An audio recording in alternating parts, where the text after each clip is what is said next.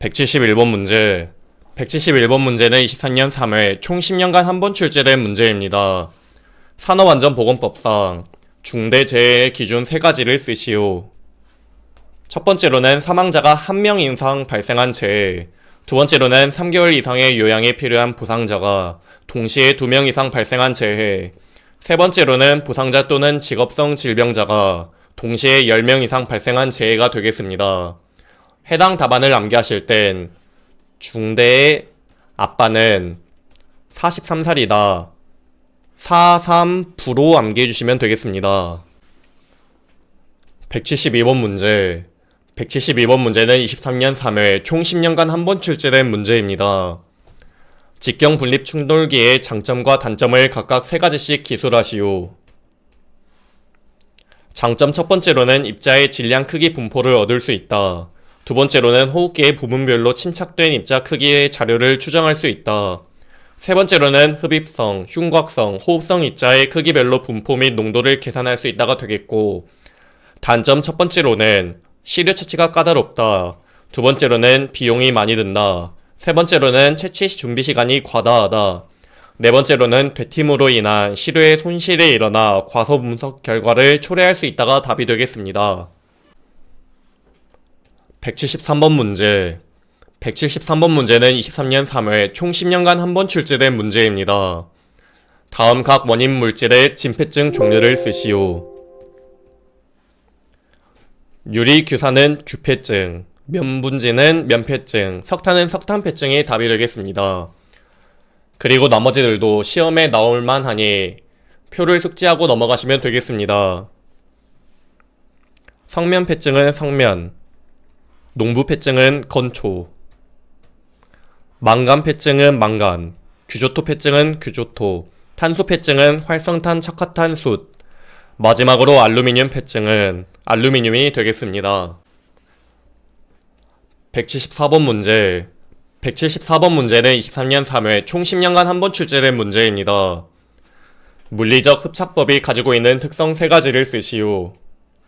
첫 번째로는 흡착량이 저온에서 크다. 두 번째로는 흡착열이 낮다. 세 번째로는 흡탈착이 가능하다. 네 번째로는 흡착 속도가 빠르다가 답이 되겠습니다.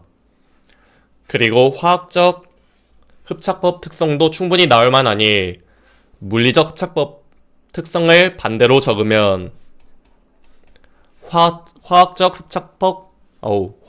흡착법 특성이 되는 점까지 꼭 기억해 주시길 바랍니다. 175번 문제. 175번 문제는 24년 1회 총 10년간 한 번 출제된 문제입니다. 산업안전보건법상 사업주는 근로자가 허가 대상 유해 물질을 제조하거나 사용하는 경우 근로자에게 주지해야 할 사항 3가지를 쓰시오.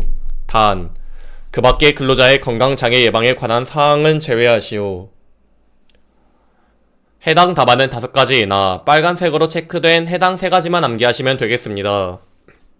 첫 번째로는 취급상의 주의사항, 두 번째로는 착용해야 할 보호구와 착용 방법, 세 번째로는 위급 상황 시의 대처 방법과 응급조치 요령이 답이 되겠습니다. 그리고 18년 3회, 23년 2회에 사업주는 관리 대상 유해 물질을 취급하는 작업에 근로자를 종사하도록 하는 경우에 근로자를 작업에 배치하기 전에 근로자에게 알려야 하는 사항 3가지를 쓰라는 문제가 출제된 적이 있습니다.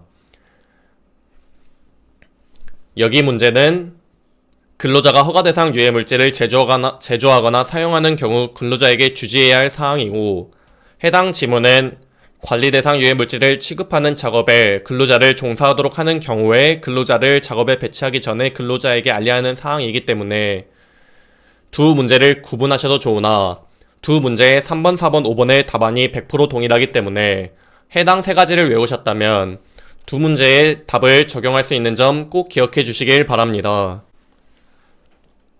176번 문제. 176번 문제는 24년 1회, 24년 3회 총 10년간 2번 출제된 문제입니다.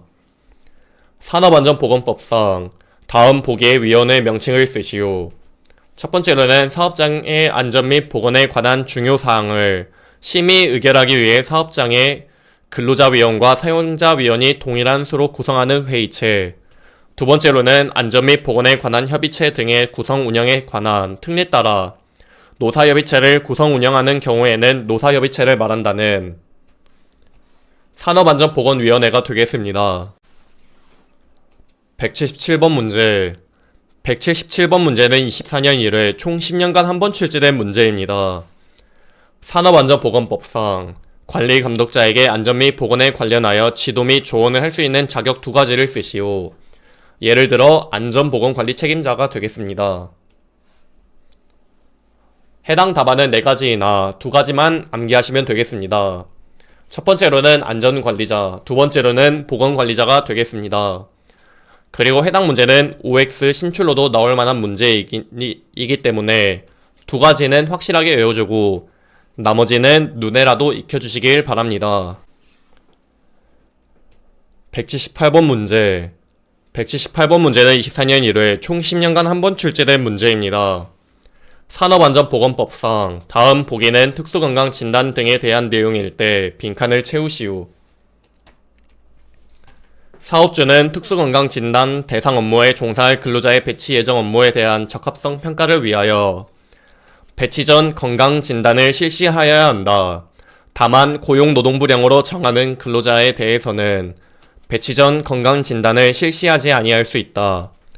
두 번째로는 사업주는 특수건강진단 대상 업무에 따른 유해인자로 인한 것이라고 의심되는 건강장애 증상을 보이거나 의학적 소견이 있는 근로자 중 보건관리자 등이 사업주에게 건강진단을 실시를 건의하는 등 고용노동부령으로 정하는 근로자에 대하여 수시 건강진단을 실시하여야 한다.